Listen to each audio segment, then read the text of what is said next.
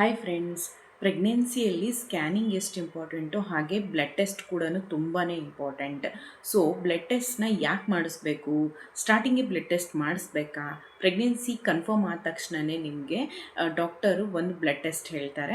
So ಆ blood test ಮಾಡಿಸಿದಾಗ ನಿಮ್ಗೆ ಏನೆಲ್ಲ ಅದರಲ್ಲಿ ಇನ್ಫಾರ್ಮೇಷನ್ ನೀವು ತಿಳ್ಕೊಬೋದು. ಫ್ರೆಂಡ್ಸ್, ತುಂಬ ಜನ ಪ್ರೆಗ್ನೆಂಟ್ ವುಮೆನ್ಸು ಅಥವಾ ಮನೇಲಿರೋರು ಏನು ಹೇಳ್ತಾರೆ, ಸುಮ್ಮನೆ ದುಡ್ಡು ಖರ್ಚು ಮಾಡ್ತೀರಾ ಬ್ಲಡ್ ಟೆಸ್ಟ್ ಮಾಡಿಸೋದಕ್ಕೆ, ಸೊ ಇದರಿಂದ ಏನು ಯೂಸು ಅಂತೆಲ್ಲನೂ ಕೇಳ್ತಾ ಇರ್ತಾರೆ. ಸೊ ಇದರಲ್ಲಿ ಕೆಲವ್ರಿಗೆ ಮಾಹಿತಿ ಗೊತ್ತಿರೋದಿಲ್ಲ. ಸೊ ಹಾಗಾಗಿ ಮೊದಲನೇ ಬ್ಲಡ್ ಟೆಸ್ಟಲ್ಲಿ ನಿಮ್ಗೆ ಏನೆಲ್ಲ ಚೆಕಪ್ ಮಾಡ್ತಾರೆ ಅಂದರೆ, ಮೊದಲನೇದಾಗಿ ನಿಮ್ಮ ಪ್ರೆಗ್ನೆನ್ಸಿ ಕನ್ಫರ್ಮೇಷನ್ ನಿಮಗೆ ಕ್ಲಿಯರಾಗಿ ಬೇಕು ಅಂದರೆ ಮೊದಲನೇ ಪ್ರೆಗ್ನೆನ್ಸಿ ಕನ್ಫರ್ಮೇಷನ್ ನಿಮಗೆ ಬ್ಲಡ್ ಟೆಸ್ಟಲ್ಲೇ ಗೊತ್ತಾಗೋದು. ಹಾಗೆ ಇವಾಗೆಲ್ಲ ಶುಗರ್ ಟೆಸ್ಟು ಕೂಡ ಮಾಡ್ತಾರೆ, ಹಾಗೆ ಬ್ಲಡ್ ಗ್ರೂಪ್ ಯಾವುದು ಅನ್ನೋದು ಗೊತ್ತಾಗುತ್ತೆ, ಹಾಗೆ ಥೈರಾಯ್ಡ್ ಕೂಡ ಚೆಕ್ ಮಾಡ್ತಾರೆ.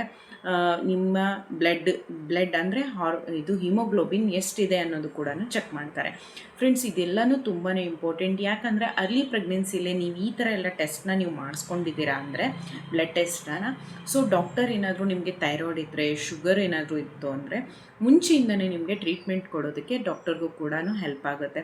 ಸೊ ಅದಕ್ಕಾಗಿಯೇ ಪ್ರೆಗ್ನೆಂಟ್ ಆದ ತಕ್ಷಣ ಏನೆಲ್ಲ ಸ್ಕ್ಯಾನಿಂಗ್ಸ್ ಆಗಲಿ, ಏನೆಲ್ಲ ಟೆಸ್ಟ್ಗಳನ್ನು ಹೇಳಿರ್ತಾರೋ ಅದನ್ನು ದಯವಿಟ್ಟು ಯಾರೂ ಮಿಸ್ ಮಾಡೋಕ್ಕೆ ಹೋಗಬೇಡಿ. ಅರ್ಲಿಯಲ್ಲಿ ಏನಾದರೂ ಡಿಫೆಕ್ಟ್ಸ್ ಇತ್ತು ಅಂದರೆ ಡಾಕ್ಟರ್ನು ನಿಮಗೆ ಚೆಕ್ ಮಾಡಿಬಿಟ್ಟು ಹೇಳ್ತಾರೆ.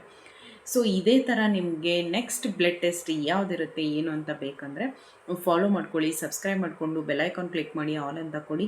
ನೆಕ್ಸ್ಟ್ ನೋಟಿಫಿಕೇಷನ್ ನಿಮಗೆ ಮೊದಲು ಬಂದು ತಲುಪುತ್ತೆ. ನೆಕ್ಸ್ಟ್ ವಿಡಿಯೋದಲ್ಲಿ ಸಿಗ್ತೀನಿ. ಬಾಯ್.